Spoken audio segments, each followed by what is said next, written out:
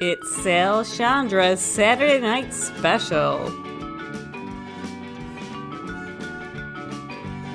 Tonight's guest, Mary Loliger.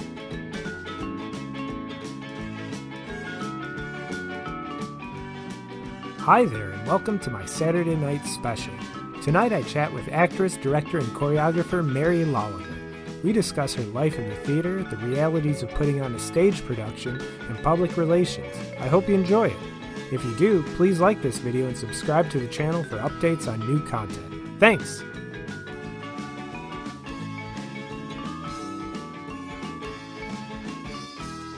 Mary Loliger, welcome to the Saturday Night Special. For people who don't know you, you are a stage actress, director, choreographer, among many other things. You also have worked in public relations, and you've worked extensively with the East Aurora Players. And for people who don't know, you are the wife of the Center for Elder Law, past guest Brad Loliger. Welcome. Thank you. Yes, that is all correct. All accurate information. I was wondering if you could just tell us a little bit about how you first came to be involved in live theater and how you came to be part of the theater community at large. Sure. So I have been seeing live productions since I was probably 5 or 6. My parents always went to see shows at Shays. So Cats was my first ever live musical. It's a lot of people's first live show. I mean, I guess it's better that it's not your first movie that you've seen, right? Well, it's interesting. I talk to people about this all the time because Cats is one of my favorite shows, and it's a very unpopular favorite show. But I think it's hard because if it's the first thing you see and it's, your first musical theatrical experience, like, unless you absolutely hate it, like, it's gonna have that magic associated with it. I think some people get over it. I never got over Cats because I'm a dancer, so I am now in awe of the people who can perform it. And I went to, when the last revival came through, I went twice. Wow. which most people are like, why did you go once? Why did you bother? So I loved it from the beginning. We went, to whatever shows, like my parents had their favorite shows they take us to. And then it got to a point, although it was funny because I loved going, but I hated being on stage. Like, we had a very low-key Christmas pageant in elementary school, and they kind of encouraged all the kids to be in it. Like, even in kindergarten, you had to be like a little sheep. And I think did everything in my power to refuse to be in it. I was like the only kid in the class that wouldn't do it because I don't know why I was so scared. Totally not my thing anymore. But yeah, I was just super shy about it forever. But then my mom got me into dance class, and I loved that. And you get to our dance studio performed at Shays actually for our recital. Set the bar very high, very early on. Yeah. But it was super fun, and I loved that part. And eventually, I still liked, singing karaoke at sleepovers and performing things. I just never. It took a long time to, I think, bridge the gap from doing it in one way to translating it to theater. I feel like the first time I was in a show was when I was 13. It was in my older sister was super involved in theater and loved it from, in high school shows, and she got involved with a local community theater called ACTS, which is the Alden Christian Theater Society, and she got my dad interested in doing it as well. Oh, so this is almost like a reverse. This is a family thing. Yeah. But I mean, it's almost like a reverse sort of thing, the children getting the parents into theater. Yeah. And it was super weird. I guess it's not weird anymore because anyone who knows my dad now is a huge theater geek, but he had done, a show in high school, I think a lot of people do, and left it at that. And then it was one of those things where hey, there's a play I'm doing. As with most plays locally, they needed more guys. And, it was just some lines, whatever. And it was a very simple, with being a Christian Theater Society, there were a lot of religious plays or Bible stories, what have you. It was a very short show, but he decided to do it. And then he tried out for A Christmas Carol that same year, and got screwed. And then I think that's where I know. Wow, he was the belle of the ball right out of the... He dove right in. He dove right in. He's played that part, I think, 3 or 4 times now. Wow. Fortunately, it's one of those, as you get older, you're still old enough, so you don't age out of it really you ever. kind of age into it, right? Which has been interesting to watch how his Scrooge has changed over the years, or how he plays it against different people. But he kind of got bit by it, and then I think, I don't know, the next year or two, he's like, well, why don't you just come try this? Like, there's such, so many, and there are some kids my age in it. He's like, I think they're all really nice. I think it'd be cool for you. I think you would like it a lot. So I was in a show, and I did like it, but I was still at the point, like, I still don't like singing in public, which is hilarious because I like to be musicals. It just made me so nervous still. So I got very involved in the tech side. So for probably like age 13 to, I don't know, probably later in high school, I was like the behind the scenes person. I stage managed like every show there. I was known as like, I had a nickname. My nickname was Prop Mama, if you can believe that. Sure, why not? 14-year-old wearing all black and a newsboy hat. That was my nickname. I was very cool, as you can imagine. Prop Mama, sure. But I had color coded lists of where all the props went, and I was notorious for running set changes with a stopwatch so they would be fast enough. Yeah. I'm a very type A person, so I think the job fit me very well. But I liked that part of like basically being the one putting all the pieces together and being super involved and getting the camaraderie of like being in a show with your friends and doing stuff. But like, I didn't have to put makeup on, and I could run around and set things up, and I could basically watch the whole show every night from backstage. So I did that for years and years. And then in high school, my godmother choreographed all our high school musicals. So it was sort of that thing, she knew I was a dancer. So for years and years, it was always, oh, when you get to high school, you're going to be in the musical. Even if you don't like to perform, you're going to do it. And the first year we did Beauty and the Beast, which is a really, really fun musical to do. And they had, based on the Disney version of Beauty and the Beast, or? Yeah, it's a Disney show. They license. It's just got more songs. I should probably, for anybody who's listening, I know next to nothing about musical theater, other than I have a intense dislike for it. But please continue. Yeah, so I tried out to be a dancer because I knew I loved to dance, and I like, getting a dance costume on and doing that. And then I think that was the first time I had done a show in which I was like also, acting in a scene as well. And I started to try out for the plays. And while singing makes me very nervous, talking did not. And I'm like I hate to feel like I was so good at this, but I was a very good reader. Like in school, well, I grew up going to Catholic school, so I always had to do readings at Mass. I got very used to it, so I liked that part of like going up and saying lines. So I think that was sort of when I was like, I came out of my shell a little bit and was like, oh, I actually do like performing in these shows, not just being backstage. And I got to a point where I kind of only wanted to be on stage, and then now I'm at this point where I really like being on stage, and I also like being on the other side. I've held many jobs on both sides of the curtain. It's just interesting to see where it's gone, because I think when I first got into like doing theater myself, I would have been like, oh, absolutely not, you couldn't pay me to like be in a show or something. And now, depending on the show, I'd be like, I'd kill someone to be on stage for it, or be on the other side. Wow. Mm-hmm. So do you feel like part of your transition from maybe the technical aspects of the theater production to being more comfortable in I guess outwardly facing to the audience, do you think that that's just something of human development? You go through adolescence and you kind of blossom. Like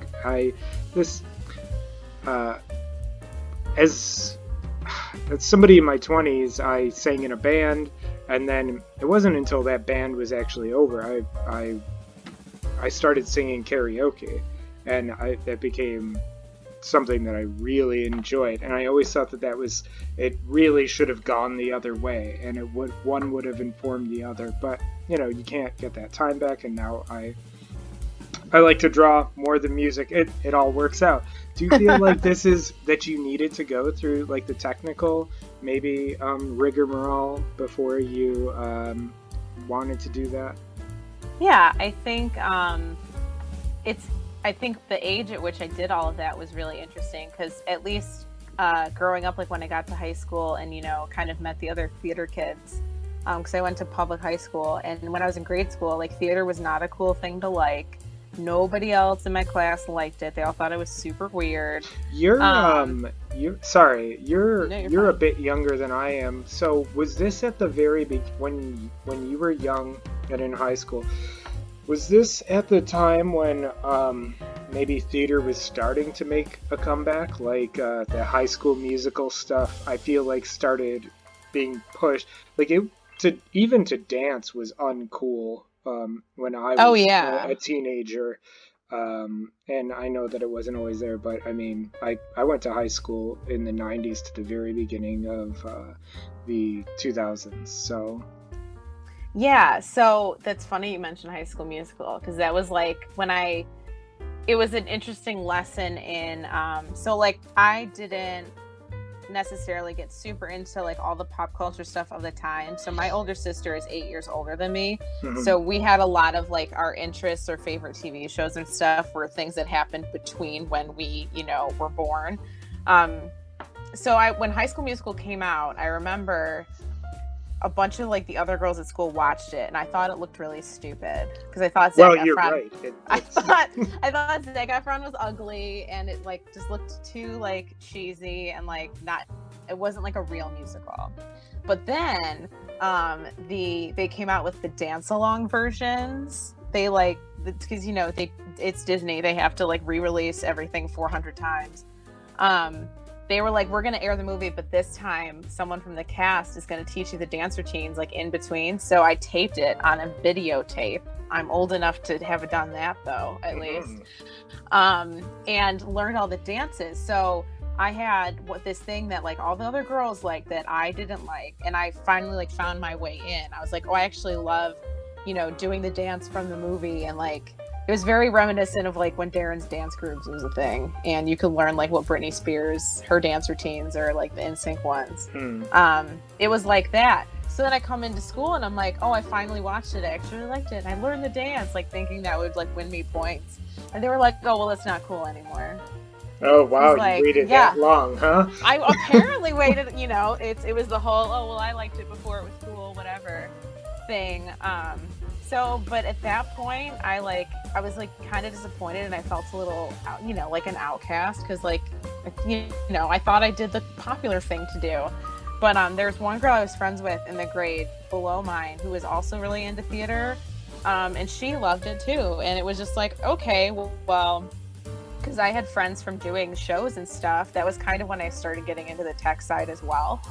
All the timing kind of lined up where I was like, well, I like what I like though, and I'm fine with that. Like, it's hard to have other kids like make fun of you for it, but I didn't struggle too much with like not being liked by them because of it. I was like, well, this is the thing I like, and that's fine. So I had a very strong sense of self at that age, and I think that helped a lot with why I was so like, yeah, if I'm gonna do this, it's gonna be my thing. And I became like the theater kid and did all this stuff backstage. And part of what helped was my dad was like hardcore into auditioning and doing as many shows as he could. So it was very easy for him to be like, and a lot of the shows we did were right at Axe. So, you know, you knew the people every time. I could pretty much stage manage any show I wanted. As long as I like, you know, said something early enough. And it was just like, that was my thing. It was like, okay, well, the kids at school kind of stink. I'll just do this. And then in high school, I got super involved in it then.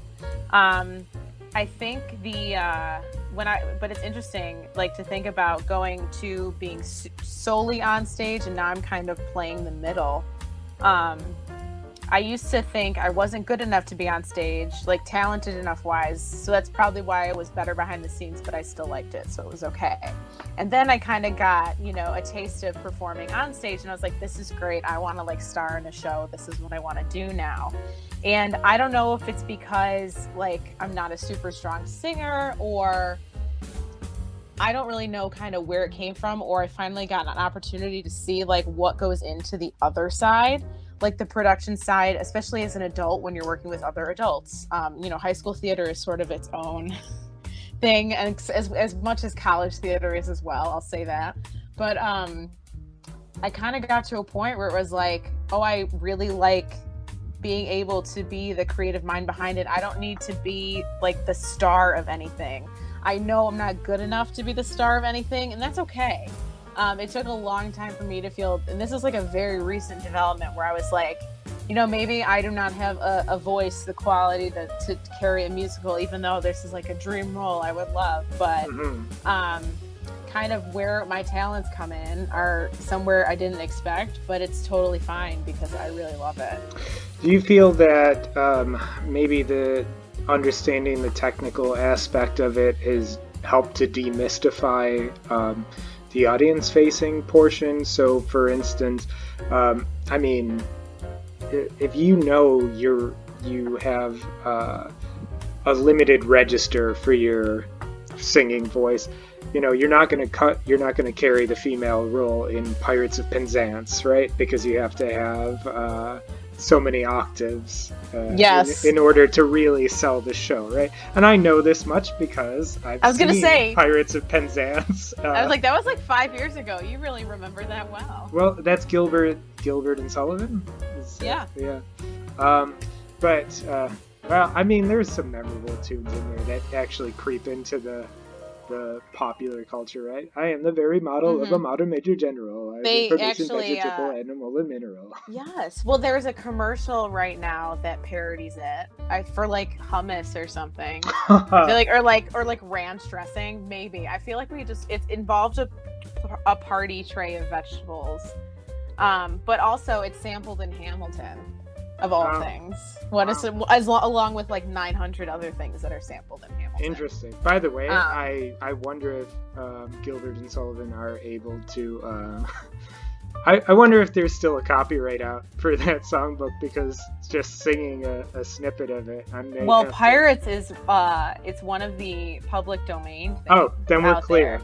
Yeah. Then so okay. You're fine. I picked the right one.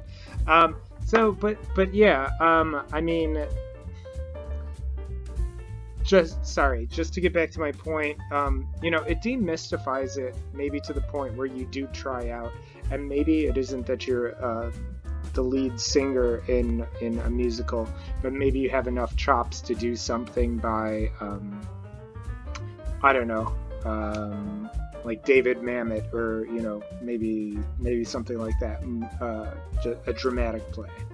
What do you say to that? Mm-hmm. I think it got the having all that like backstage experience and kind of knowing more about how, even if you're the star of the show versus just being like a background character in a play or a musical, like everyone, you're doing it as a team. Even if someone has way more lines than another person, like if everyone doesn't do the thing that they're supposed to do, like it can't go on for anyone. So it gave me a lot more security to like, everything was just less foreign. So, or even I've been in situations, I think it's because of backstage experience, and I get very caught up in like the magic of a show when it all comes together. Like when I did Legally Blonde, the musical, it was probably one of my favorite shows I've ever done. It's one of my favorite shows in general, but, I had an ensemble role, which was super fun. We played lots of different characters, and you played the judge, right? I did. That was my main. You're very funny. You had some great lines. Oh, thank you. I will say that was pretty great. I did not know I was going to get that part when I got the show. I'll say I'm not a big musical fan, and I'm not really big into Reese Witherspoon or whatever. But it's a reluctant hero sort of story, and it works, and I could trace the arc of it very easily, as opposed to something like maybe more esoteric. And so there wasn't that I sound like an idiot, because musical theater it doesn't freeze people out. It's probably the most accessible, but it feels inaccessible to me, because there's a certain level of There's some musicals that I can't sit through because I can't follow. They're impenetrable to you. Oh gosh. Well, it's funny. So Brad, where he's very into musical theater, but he's not, he just doesn't have like the knowledge of all the shows that I know and whatnot. A lot of things we've seen together, he's seeing for the first time, and isn't familiar with the story. But he has a thing where I don't know why, and maybe it's just him, but if the show is completely sung through, because there's plenty of like popular musicals and in addition to just operettas that have no dialogue, right? He can't follow it, and we'll get to intermission, and he'll needs transitional dialogue. Yeah, he'll look up the summary to like make sure he didn't miss anything, or he'll ask a lot of questions. We did that. We've seen Les Mis was like that for him. We saw Evita a few years ago, which I love, and the production was amazing. So at intermission, I was like, "What do you think? Isn't it so great?" He goes, "I'm not quite sure what's happening, but I mean, it sounds great." So, yeah, Legally Blonde is one of those. It is pretty easy going down. It's very, very campy, but it kind of is aware of it. So it's not like, because there's some musicals that are really silly, but they try to act like they're serious, and that kind of annoys me sometimes. But with that show, I had all these on stage roles, and they were super small but super fun. And it was very much everyone involved in that was a piece of a machine. And with the girl playing Elle at the center, because she had like 500 costume changes, and so she's someone I went to high school with and I was close with anyway. But it got to a point where she needed help with her quick changes, and they happened to coincide with like when I wasn't doing anything. So I ended up doing all her shoes. Wow. Believe it or not, I was her shoe girl, which is super random, but it was just another one of those great things where it's like, it's all hands on deck all the time. And no one, at least very few people I've worked with, maybe on like Broadway, this is a more of a thing, but no one was ever too big of a diva to like need help, or no one could do something completely by themselves. You relied on each other all the time. And then it was like, here she is, the star of a show. She has a phenomenal voice, but she still needs my help. And then I feel like I'm part of something. And even if that's all I did, I think I would have loved it still. It was just an added bonus. I got to, go jump rope and dance and do other things. Yeah, it sounds like there's a lot of camaraderie that goes along with putting on a musical production, let alone any production. Or what are some of the challenges that you think people wouldn't be privy to? I mean, what sort of challenges exist in staging any sort of live production? Well, even in plays without musicals, you just get more of it because there's more cooks in the kitchen. So typically when, whoever's in charge of staging, if you're just doing a straight play, it's really just the director. If there's any fight scenes, there's usually a fight choreographer. I've choreographed for plays before. So if there's a play that has like a scene with music, sometimes you have that extra person, but for the most part, it's just the director and their vision. And, they're kind of steering everybody. Clashes can happen if people don't agree with the director, or like there are some directors that don't like actor suggestions and actors who love to suggest, so they don't always go well together. It's kind of remarkable that so many productions go so smoothly when you think of all the potential personality clashes that can happen. But when it comes to a musical, you don't just have the director. There's 90% of the time these are at least 3 different people, but you have the music director who's doing the vocal direction, usually is also the conductor, but they're the person helping you sing the music correctly. And it's not just about hitting the notes, sometimes it's about how you have to sing it, so that has some direction involved, plus the choreographer who's teaching you the dances. But they all have to look like they're part of the same vision. It all sort of has to match. So you have, in addition to the whole team of actors, plus the people who are designing the set and the costumes and kind of letting all of that speak to the same story. Occasionally what the choreographer has in mind doesn't totally match what the director wants to do, and you have to sort of figure out who's going to be the boss and who gets the final say on stuff. Occasionally, depending on the company, a producer is also involved in that conversation. And sometimes they're very opinionated as well. So it can get really hairy if people are not great communicators as well. I've choreographed shows where, we kind of go out from day one saying, all right, these are the songs we're going to choreograph. This is what I want from you. This is what we're thinking. Here's another taped production that I would like to draw inspiration from, all these great sources. And then we get to the rehearsals and, stuff it's like, well, I don't like that. Well, I don't do this. And it was like, when it's hard when you're told, I just want you to take the lead with this. And they're like, we'll change everything. There was one situation where I was in the final week of a show. I think we were an hour before an invited dress rehearsal. And I was told to change a number. And the whole cast, we had been having some issues for a while with like changing things last minute. And the whole cast looked at me. And I just looked at the director and I said, we're not doing that. I was like, we have people in the lobby. We're not changing it. Why would we do that? And it was super tense for the whole next 48 hours. Yeah. But it doesn't, sometimes it goes super well and sometimes it's super challenging. Yeah, well, I mean, the show must go on no matter what. It's, do you feel that those challenges are different when you're an actor as opposed to a director and vice versa? Or, I mean, we can even throw choreography in there too. I don't think that we've talked altogether too much about your choreography, but feel free to add anything with regard to that.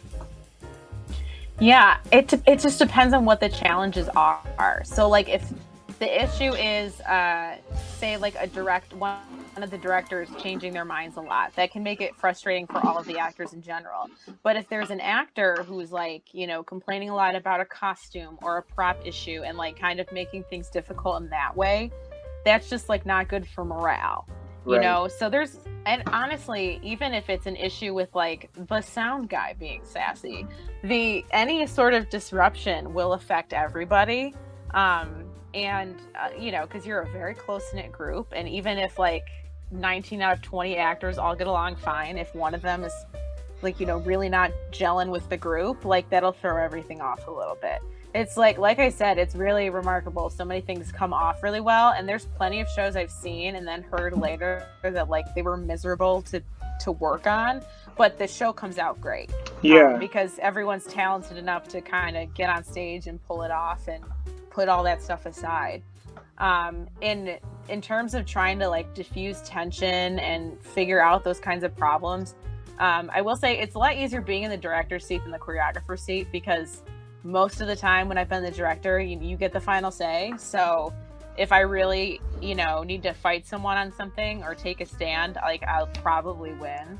But if there's a choreography issue, I've worked with a ton of different directors who are all different, have different like approaches to directing. But,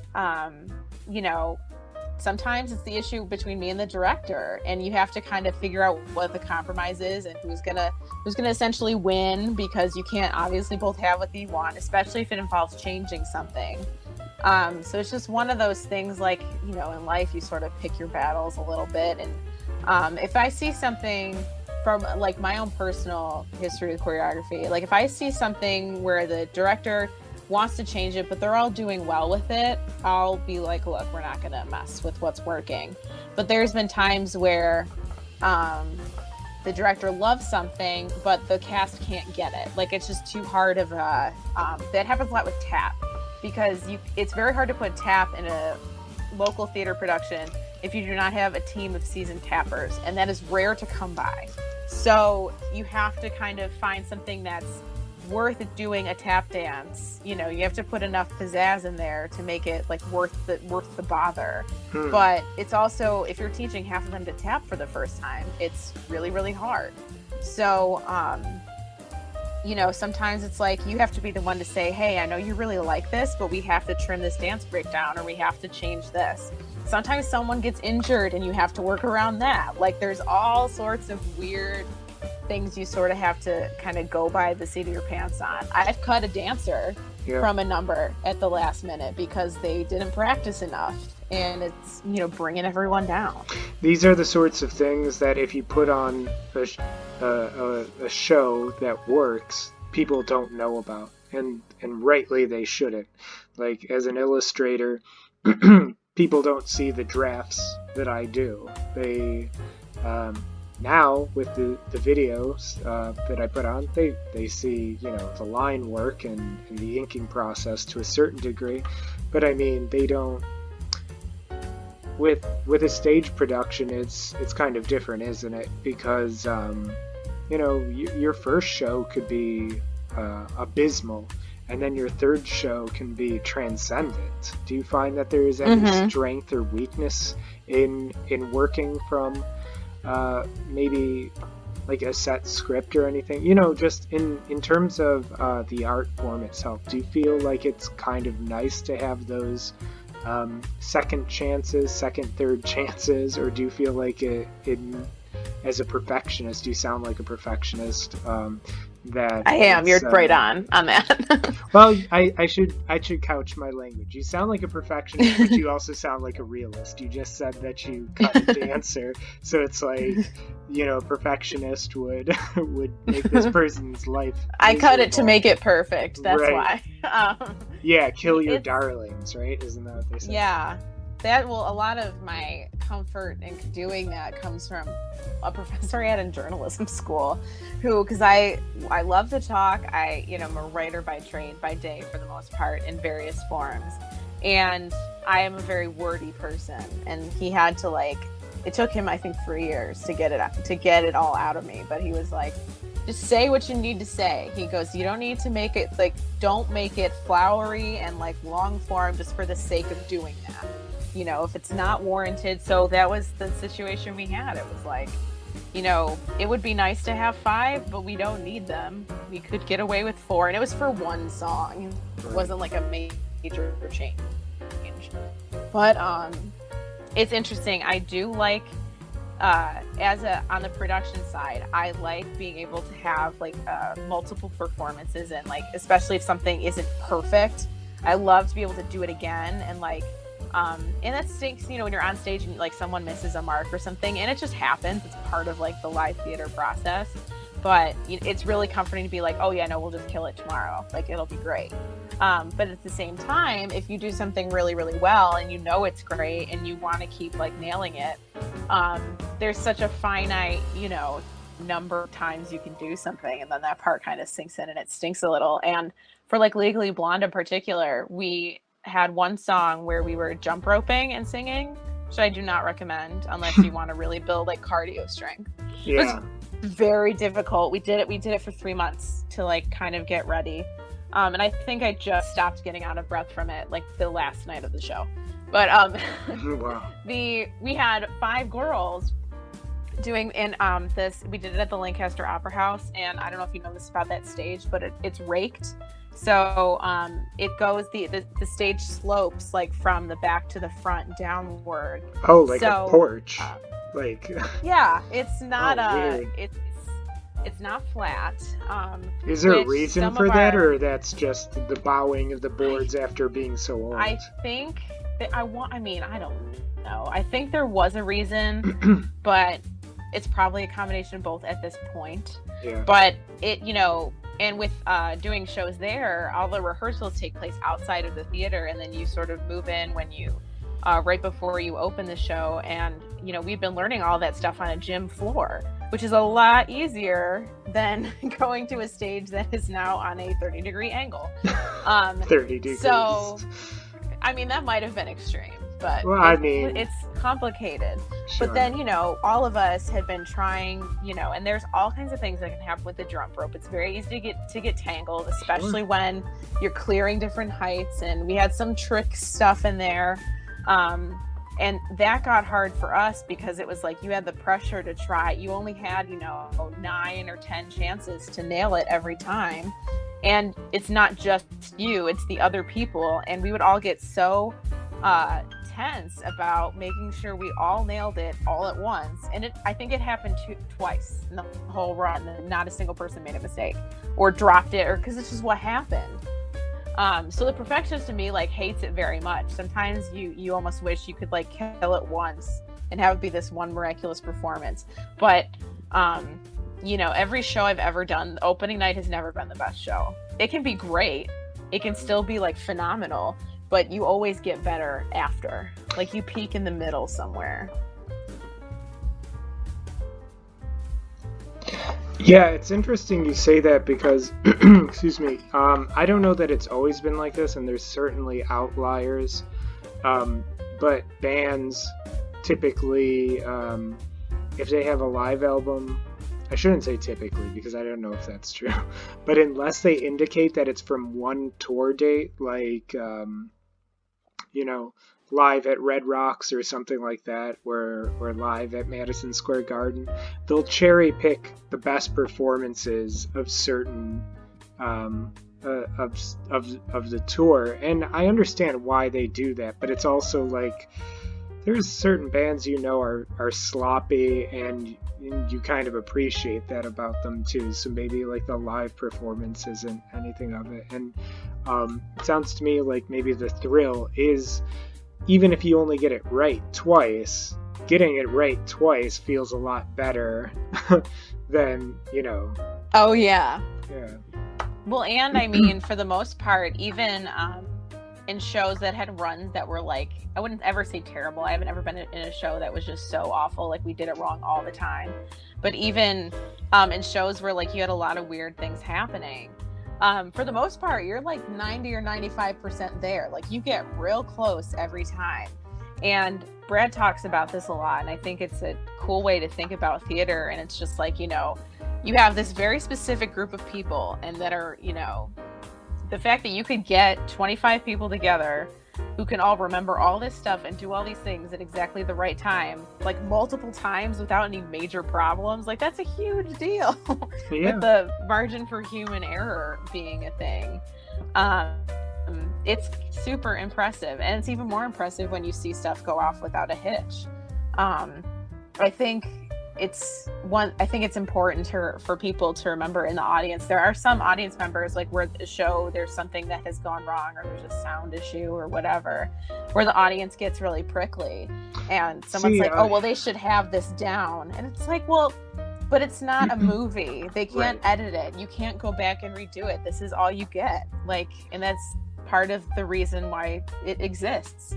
Yeah, that's too bad, because I feel like when there are those AV issues, those technical problems, I have so much patience, and I feel so bad for everybody involved, because it's not an easy thing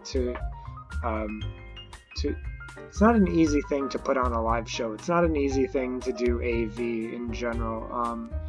And if it is, for certain people, kudos to you for getting it done. I've done events, I've had to, coach people through those sorts of things, and, your mistakes are magnified. So I try to have a certain amount of grace for people like that, because they are doing their best. And with a live production, you do only have that opportunity. And even if a live production is 98% good, that 2% that went awry, it resides in the performers' heads, and it feels so grossly unfair. It's kind of like it's kind of like a bad call from an umpire during a perfect game. That's my feeling. So about that, with you had mentioned Brad, your husband, talking about the enormity of the challenge to get so many people working in concert together. Do you ever stop and think about if you change one significant player out of that show, you have an entirely different show? Yeah. Forget night after night. You can have a different show night after night, but even just all the productions of Shakespeare since the 17th century, it's kind of incredible to think this is all based on the same work, but we have profoundly different tellings, profoundly different manifestations. Like Mel Gibson's Hamlet is different than Kenneth Branagh's Hanson, and it's different from Did I say Hanson? Hamlet? I don't know. I knew that's what you meant, but Sorry. I was like, yeah, no, that's a band. Brothers, but that's fine. That's you know what they call that? That's an bop. Yeah. So, do you want to talk a little bit about that in terms of theater? Like, what does the actual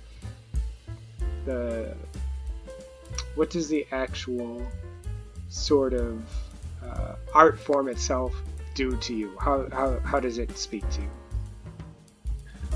Well, to comment on what you brought up about the idea that you can't ever repeat something, kind of even if all the factors are the same. I directed a show. It's the same show. Oh, I'm sorry. Can you say that again? I think Ever Told. And I directed it. Did you mute me? No, I didn't mute you. Sorry, we had a garbled connection. Sorry, do you want to start again? Okay. Sure. So to touch on what you mentioned about kind of not being able to repeat a certain production or anything, even if you have like so many things that are the same. We did a show, I directed it twice. It's a Christmas show called Every Christmas Story Ever Told.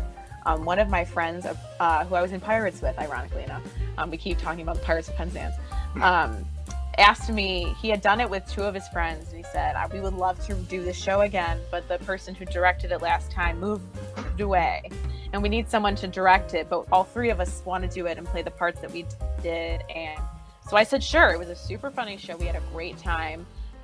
We took direction from the set they had previously used. I think one of them had done the show a time before that as well. We had a lot of the same props, so much of it had come from this other time they had done it. And a little bit of it was different, but from people who saw the production before mine, like a lot of it was similar, but it's because you had the same three guys playing the same three characters. Even though they'd been 3 years apart. So there was something kind of great about being able to recreate something that was awesome before. Now, this is going to get a little bit sad, but the one of the gentlemen in that show is my friend Scott. He passed away the following April. And we had the four of us had all planned to do the show again. We had been asked to do it the following Christmas. And it put us all in a very interesting position, because with a show that's only 3 people, and then the director, it's, everyone is a very integral part of that machine, and part of the magic of the script and whatever, even though it's well written, part of the reason people wanted to do it again and people want to see it again is because of what the 3 of them brought to it and how they work with each other. So I was asked, the boys, I hate to say boys because they're grown men, but, the other 2 gentlemen told me, it's up to you. If you think we should do it, we'll do it. But you have this very weird task of having to find someone who can, kind of fill that void. But it's not just of an actor who, had a conflict. It's someone who is everyone's friend. And a huge member of the community that just all of a sudden wasn't there, and he had died very suddenly as well, so it was very unexpected. And we just didn't know what to do, so we all kind of stewed on it for as long as we could until we had to make a decision, because the company we worked with, who was also very sensitive to us, was we do have to decide what we want to do. So we came to the consensus that Scott would have wanted us to do it. He would have said, the show goes on, he's one of those people.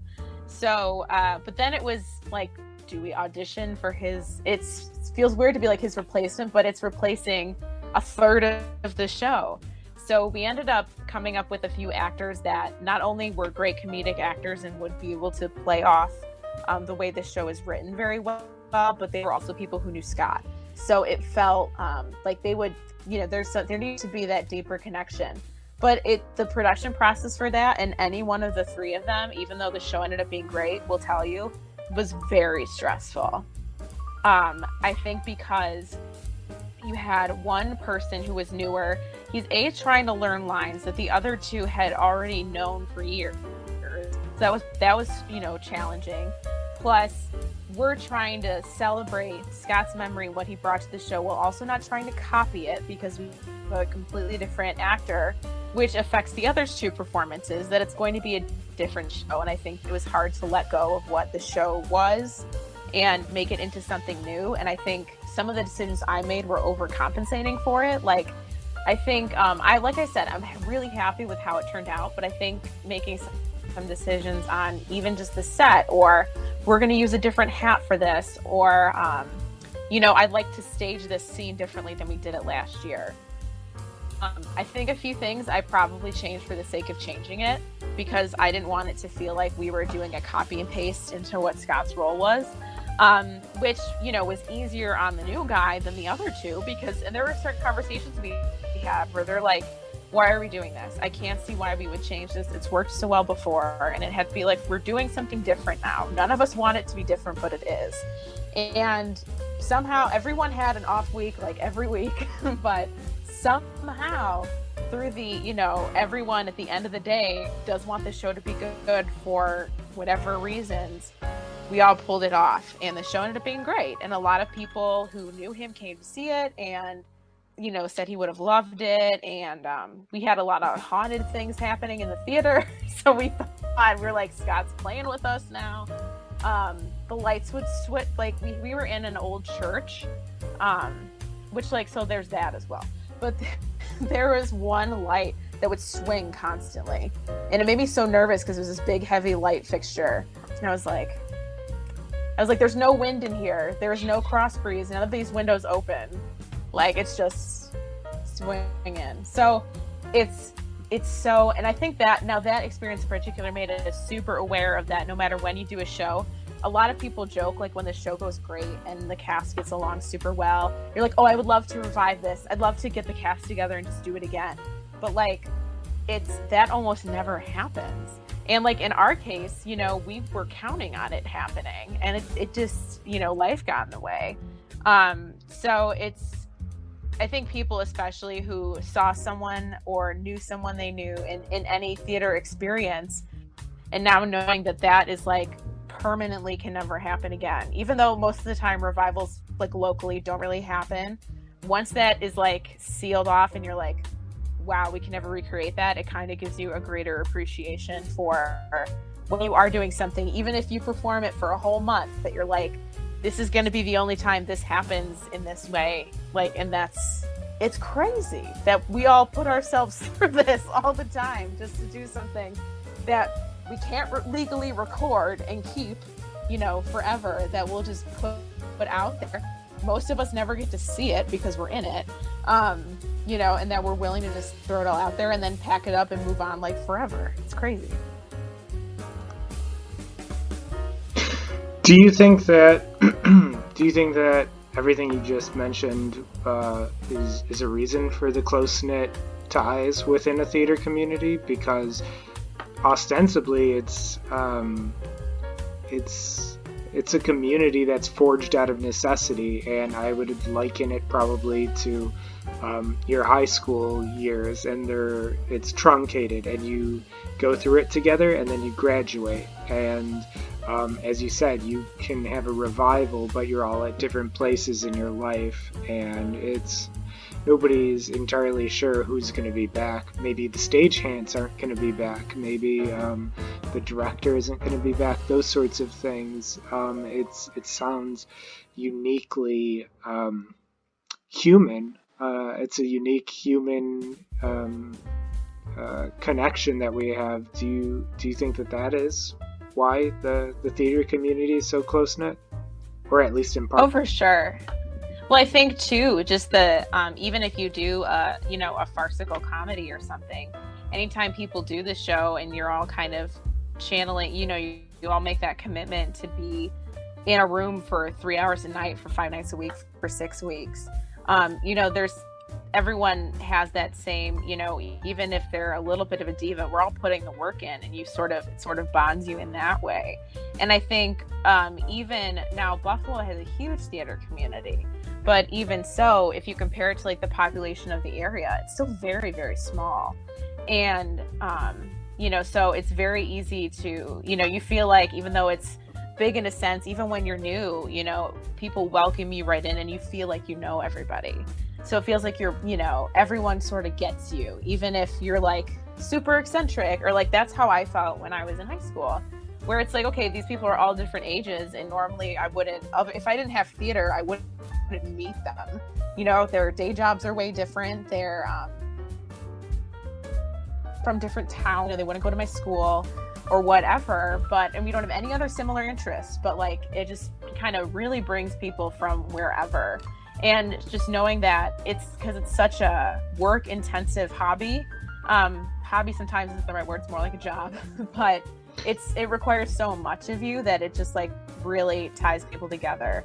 And two, like if you're doing dramas and stuff, a lot of times, that involve fighting scenes or crying scenes, you have to get very emotionally close to people that would otherwise be strangers. And, put yourself all out there. And like sometimes it means, dropping the F-bomb in front of the nun who's the president of your college. That was me. But sometimes it means that was an experience. Were you doing but like, were you doing Glengarry Glen Ross? Or I talk about that because when I was in college, they put on an all-female version of Glengarry Glen Ross, and it was just to hear women talking about their balls or whatever. It was just that's something I would call like #so college. Like there are so many.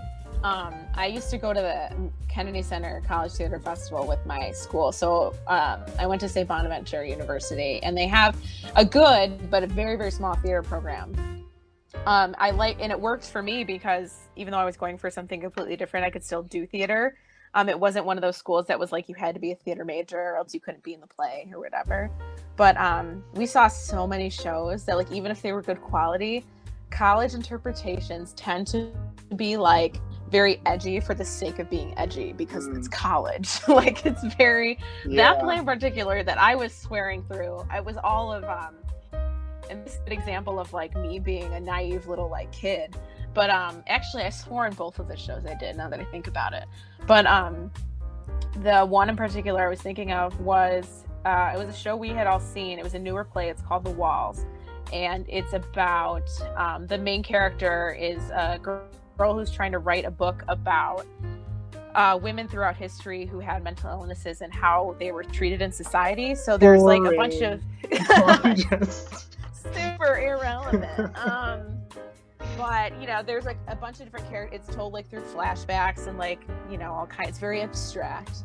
But my character, so I played her mother, and the reason she's very interested in this topic is because her mother had bipolar disorder and early onset dementia. So that was my character because I wasn't afraid to go yell and scream on stage. So like for my audition, I remember because I wanted a part. I didn't care what part, I wanted a part. It was my senior year, and I went out and like screamed a whole monologue out and like nobody else read that monologue after me. And I was like, it's probably me. I think I got that part. But then, we get there, and when you see it on paper, especially at the time, I swear a lot now, but I didn't then. I remember, you drop every single word in like one paragraph. I asked my professor, I was like, do you really want me to say all this? He's like, it's written on the page. You're going to say it. I was like, okay, I guess so. So for me, like knowing that all my friends and my professors are going to come see it, there's that's when you're not, even if the show is very high quality, you're not an actor by trade. It's just one of the things that you do. That happens even locally. Your boss could come see you in a play, or like all of Brad's coworkers. This man goes to court to fight for like, against elder abuse, and he's also playing like a nerd in Greece. Do you know what I mean? There's just this whole, you really have to put yourself out there. And I think when you get a bunch of people who are willing to do that, and they, for the most part, don't care what they look like while they do it, like for whatever reason, it kind of bonds you all, and it's just really weird and cool. Yeah, there's a bond forged due to that vulnerability, and I say vulnerability, not weakness, because I think you're right. There's a code switch. And you're portraying somebody, a fictional character, on the stage, and there is that disconnect, and I would have to imagine maybe some people can't make that distinction. Maybe the art craft attracts people who want to inhabit these roles. Can you talk a little bit about actors themselves, and what your feelings are? I mean, do you feel like they are? I say this with some trepidation as an artist myself. I think that I'm not a big fan of a lot of artists. I mean, I'm a fan of art, but I think that there is this mystification with artists, and it bums me out, especially now, to see people talk about or open up so freely and stupidly on social media. And I'm trying to draw down what my social media presence, and I suppose YouTube is a social media presence to an extent, but I mean, by virtue of me talking to you about community theater, I don't think it altogether informs too much about my comics, with a koala detective. Right. I don't, but there Yeah. are those sorts of people. Like if I'm tweeting ad nauseum about I don't know, the criminal justice system, people might look into a crime investigating koala bear and try and see like what my politics are or whatever, and I don't think it's germane. I opine, like Edward Gorey is one of my favorite artists, and he was I think a closeted gay man, or I shouldn't say closeted, I don't know, but he was a gay man but didn't really advertise it at all. I don't want to say that he was ashamed of it, but I have a sneaking suspicion that if he were around now, or if he were an artist coming up now, people would pigeonhole him to be a gay artist first and a magnificent, transcendent artist second, and that hurts me to think. So, sorry, I went on for a while, but just what do you think of actors and actresses? This is a blind spot for me. And if you don't want to answer, I get that too. Proprietary silence. I will say, well, it's hard because I know so many of them, and I've worked, alongside actors as a fellow actor, but I've also been on the other side where you sort of have to be the boss and tell them what to do. I will say, put it this way, I'll say the types of people I have encountered, and I do not love that I run into all sorts of people. I've seen people who, think their head is way bigger than it should be for like their talent and the show that they're in. And they think they're, that what they say should go first and nothing else, like the diva personalities. I've seen mostly, especially at community theater, this can be a thing. Sometimes there is some ageism present. I've had issues in shows before where, as a choreographer, I'm very young relative to the directing profession, choreography. Like physically, I'm just younger than a lot of the cast sometimes, and there are some older actors who do not like taking direction from someone so much younger. And it's a little bit of a struggle, or they feel like they want to challenge you because they've been doing it longer and they know better, or they've directed the show before, or or the actor who's been in the show that you're doing before. It's like, that's not the show we're doing now. It's the same script, but it's not the same show, and they want to offer 100 suggestions. Or my personal favorite, someone who just doesn't want to try really hard. Like, you try and pull so much out of them, and I'm talking about doing like a basic dance step with just any sort of feeling. And if your character calls for doing something like lazily, or you're not supposed to be good at it, that's one thing. But I've had, people who just like, they're not putting forth any effort, and it just, the only thing it says and projects is that they don't want to be there. And, whether it's a high school show or a, community theater show, nobody's doing it because they have to be there. So it's like, why are you here then? That drives me crazy. Especially, when on that side, I'm usually part of the casting process, and there's people that you have to reject, and, all audition because they wanted to be part of it. And you have to tell them no. And then you have people up there that are, just like dragging their feet, and they're just, in a bad mood all the time. And It's hard because some actors are really awesome at, being a team player no matter what part they get, even if it's not the part they wanted, and checking their bags at the door, their baggage. They're not bringing like outside stuff into rehearsal, not just like physical food, but obviously the emotional baggage. No, I know what you meant.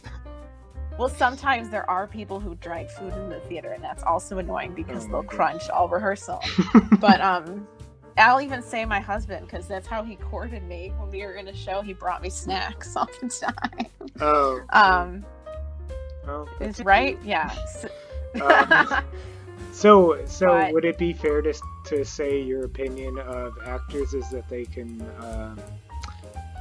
tend to be a little dramatic? It depends. I mean, not all actors are like that. Hashtag not all actors. But I've never had a show where there hasn't been a single, like, where everyone has been not like that. Let's put it that way. Yeah. There's plenty. And I think when you but you're also in a situation where, everyone, to a degree, loves to go perform in front of people and get applause. So you're going to see that. It's just part of the deal. Right. You need to kind of walk that line between their natural exhibitionism and maybe couching their own, self-esteem or whatever you want to call it. Narcissism is maybe what I would call it as an outsider. Sorry, I don't really have anything. I don't really have any real opinions about actors. I'm just being punchy. You're just asking the questions. Yeah, I'm just asking the questions that people want answered. No, it is true though. I think I'm annoyed a little bit, maybe by actors, and I'm not talking about community theater people. I'm probably talking about the actors that command so much on the larger scale. Yeah, well, film actors and TV actors that command so much of our attention on the national stage, because I don't want to be rude, but these are professional pretenders. I don't need because Tom Cruise played a doctor in Eyes Wide Shut. I really don't need to hear his opinion on his medical advice. Yeah, transmissibility of COVID-19. Those sorts of things, but we give them outsized amount of say. So that's kind of where my needling is coming from. I think that the community theater groups are one of the good things in life. I think that they look out for each other. I think that they put on shows that I don't like musical theater, but I'll be damned if I say I don't respect it, because it does take an awful lot of effort to put on any show, and especially one with singing and dancing. There's physical realities that people need. I'm talking into a microphone right now, lurched over, attempting to project my low register voice, and then even when I edit this, I'm going to have to bump it up. So I give anybody props who can project without a PA system. They deserve it. What are some things that about? Well, we didn't really talk about it, but you also work in public relations, and you had mentioned that you have a journalist background. But what are some of the realities of somebody who works in public relations? Do you feel like that draws upon being a theater person too? I'm not saying that you put on an act, but there is a certain level of song and dance and performance. Oh, for sure. So I would have a lot of people come up to me and be like, "Oh, I don't know how you're such a natural on camera." And there is something to be said for, of course I liked being on camera. Like, I'm not going to deny that. I'm a little bit narcissistic in that way. But, it's not necessarily a character. I was still myself. And I talk the way that I normally talk. I just, my script is essentially whatever my talking points are when you're in front of the camera as a PR professional. And just because I've done so much theater, I'm used to being in rather odd situations. So like my PR career was mostly talking to a reporter while like on a roller coaster. So, or about to get scared by something in a haunted house. That's what you get when you do PR for a theme park. But I'm sure that some people listening were like, well, who did she do? Who did she do I know. PR for? I know. I was like, oh, I better explain myself. Well, it was either a theme park or it was a Scooby-Doo script writer. Right? Right, something similar to that. I work on the cartoon. But I'm not scared of like talking in front of people. I've done it before. And if anything, knowing that I only have a couple things I have to say and you essentially ad-lib the rest, you just answer questions, it's less pressure than regular theater. Because it's something I do every single day and I've essentially rehearsed for it much longer than you would for any individual show. It's just like, what it's like to have to know what your face looks like in front of, because it's a live broadcast. Now, sometimes I would say like half and half stuff is live versus like a tape. And those are fine because you can stop and fix things. But I think the other thing that kind of came from theater that translated to PR was kind of being ready for something to go wrong at any time, especially in the theme park. Not like tons of things went wrong all the time, but there would be a lot of times, especially with how people are on social media now, that they complain a lot and it kind of gets blown out of proportion or it turns into a whole, ordeal when someone has a negative experience at any sort of establishment. Yeah. Can you imagine and they call the news stations and it turns into a whole thing. Can you imagine if they had Facebook when Jurassic Park first opened? That would have been a nightmare. Exactly. It would, oh my Lord. People would have been complaining nonstop. The Yelp reviews would have been in the toilet. And now, well, there was like, a few levels of people who complain just to complain. But there occasionally, were things that would happen in the park that you'd get a complaint about while they were there. And you try to resolve it, right away from a customer service standpoint. But it's something that, if it got out there or just, if someone misunderstood a situation, that if it hit the news, we'd have to respond to it. Mm-hmm. So, I feel like I'm so morbid talking about things that have gone wrong. But I worked at the park, so I was an intern in 2011 when we had a ride accident and there was a military veteran that actually fell off a roller coaster and passed away. And that was, it was just a sunny day in July where events were going on. Like, you can never predict when things can happen. Whether it's, factors lead up to something or it was a complete accident. You kind of have to be ready that at a moment's notice, you might have to go into crisis mode. And the crises I faced there were arguably a little more dire than someone forgetting, to put the right pair of shoes on for a scene. You kind of, you're a lot less scared of the unknown a little bit and things that are out of your control. You can kind of just, I was less afraid of, having to, even if it's still scary and it would keep me up at night occasionally, thinking, of things that could go wrong. But, on the times that I have gotten a call to turn my car around and come back to work because we have to figure out what we're going to say about this, or we have to talk to people and see, do we need to prepare a statement for the media? Do we need to take something down on social media? Whatever it is. Having, basically being okay, for the next 2 hours, something could go wrong and we have to just deal with it and adapt as you go, made me a lot more, comfortable and kind of prepared to deal with that in my job. I'm sure that you're probably well suited for the job too, because it's one of those instances in which you have to be actor and director at the same time, right?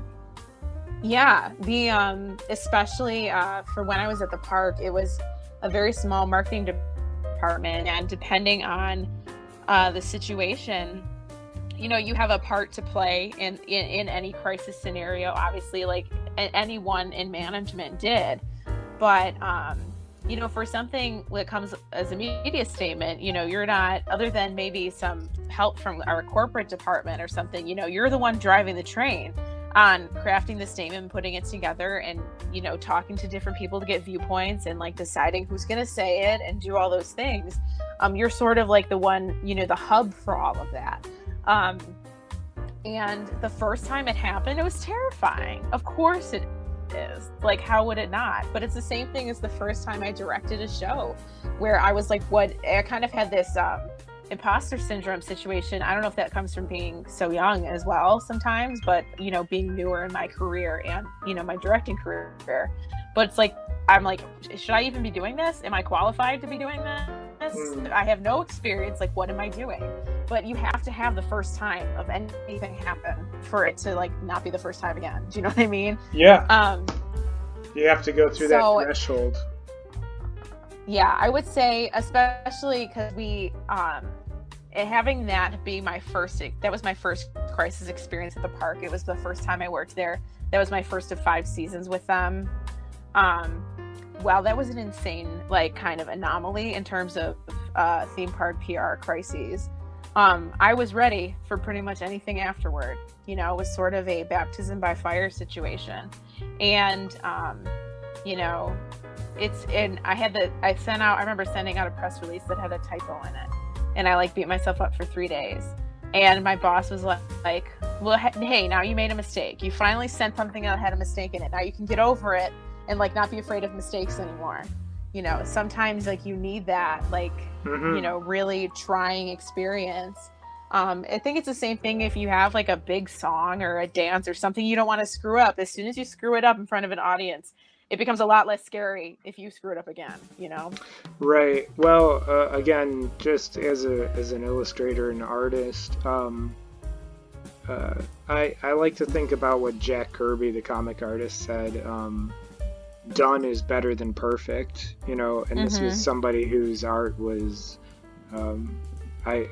immensely enjoyable, but I mean, he had deadlines that he had to make. Like, he had to work on multiple monthly books and get them out, and it's, you know, there's something to be said about being a fine artist, but I mean, also endless freedom is kind of its own trap. You're never going to get it done unless there is a reason to do it. So you know, you the best work is the work that's in your mind, but it's also the work that doesn't get seen. So right, exactly. So I mean, and you're going to take it with you. So it's funny to think that that a lot of people are afraid of just starting, you know, just because of that imposter syndrome or whatever. Maybe they need to have a little bit more like a Neil Armstrong syndrome where they want to be the first man on the moon. Be the first. Yeah, exactly. Right? Yeah, we need an opposite of imposter syndrome. Well, even so... Well, they used to. It was called the frontier spirit, but now there's association with... whatever, the genocide of the American Indian. I still won't say it anymore. No, I mean, I still say the frontier spirit because the idea of a frontier doesn't necessitate that you have to kill the indigenous people of the North American continent, at least in my estimation. But that was just one very specific example. Sure. Manifest destiny, I guess, is what others would maybe call that. But frontier spirit, pioneer spirit is probably a more genteel way to put it. Oh my gosh. So I've been dealing with my own imposter syndrome lately through COVID, as if I didn't have enough to do with, you know, being involved in theater, although theater is on hold right now at pretty much everywhere. I also do social media. I have my own company that I do on the side. And I've had an influx of new people interested in my services and things. You know, I've had way more interest than ever and have had to put proposals together. And there's a lot of, even if I know exactly what I want to say and I have good ideas for a strategy for a new client, getting started on the proposal, I'd rather pull my own teeth out. Like, I just can't. I struggled so hard to just, you know, I'd sit there and have it open on my computer and it's all up here. I know it's all in my head. But just the fear of being like, I'm probably not the best expert out there. Why should they even hire me? This feels silly. Like, would they really take me seriously? And I don't know why I do that to myself. But, you know, it's really hard. Yeah, it's a process of of getting out of that rut, or initiating that activation energy, really. And I kind of addicted to like self-help books. I mean, luckily I've never bought any seminars or whatever, but there's so many sorts of like free videos and audiobooks through your library that you can maybe just tease out things. But I mean, just getting started is important. And during quarantine and coronavirus, that made me decide that I wanted to do this show where I would just record some conversations with people, and then if nothing else, I would have a record of conversations with people that I admire and I respect, and that there is now a record of it, and it exists because I've always liked people like Dick Cavett and I mean, Charlie Rose, although Charlie Rose, I guess, had some skeletons in his closet.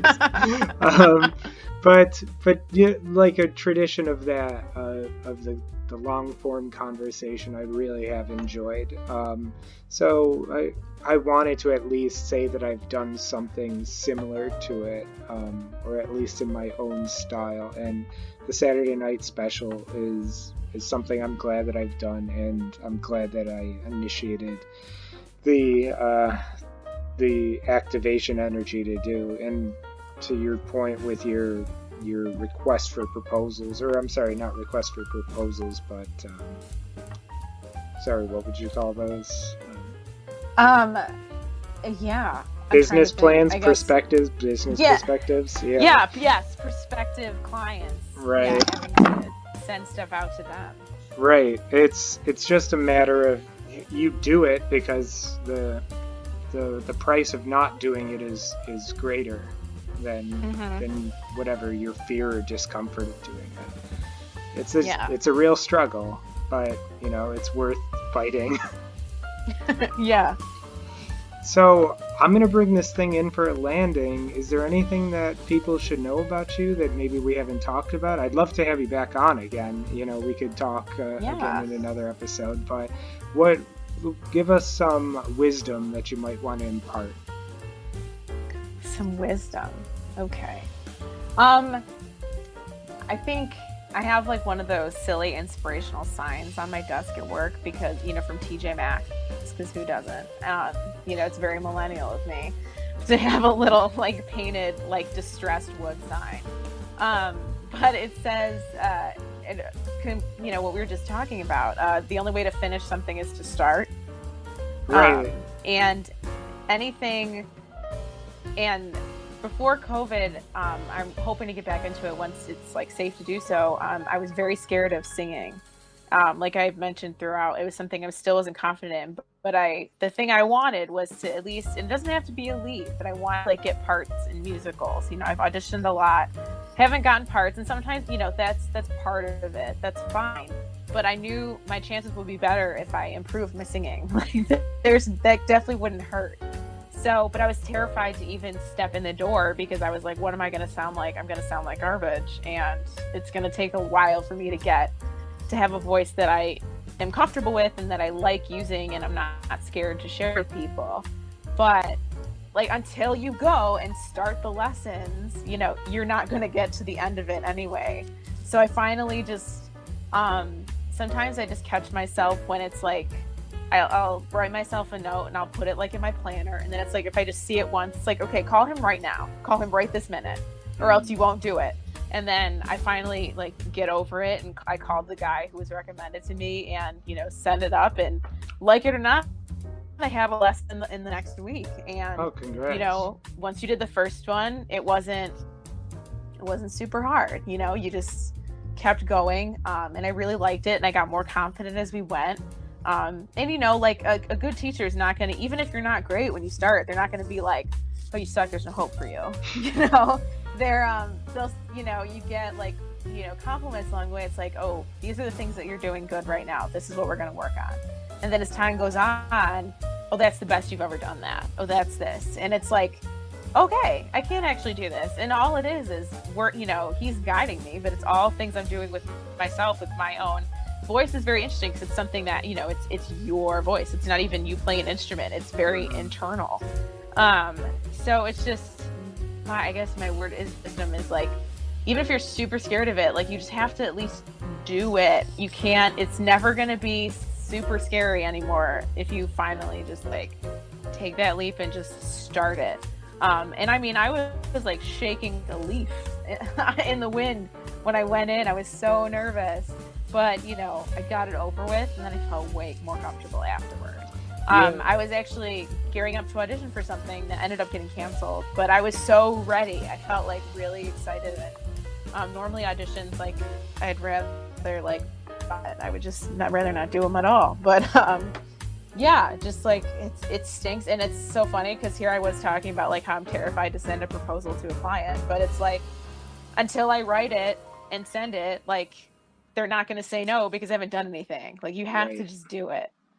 Yeah, it touches on some ancient wisdom insofar as it's Confucius who says the longest journey begins with a single footstep, right?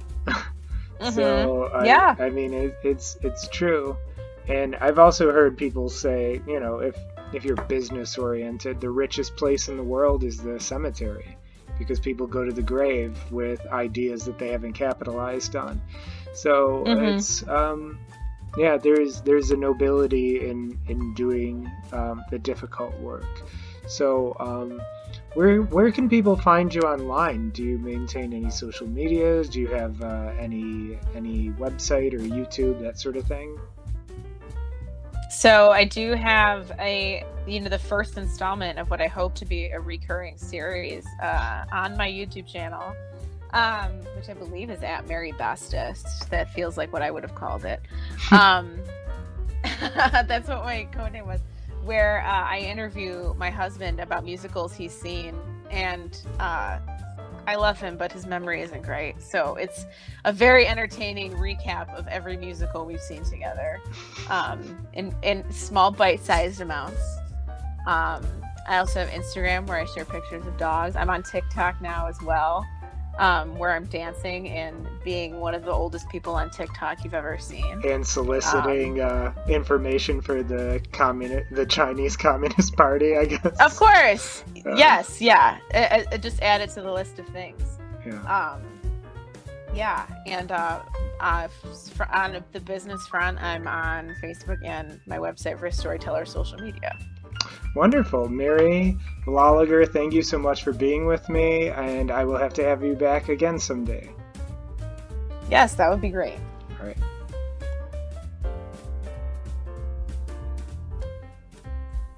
And that was my conversation with Mary Loliger.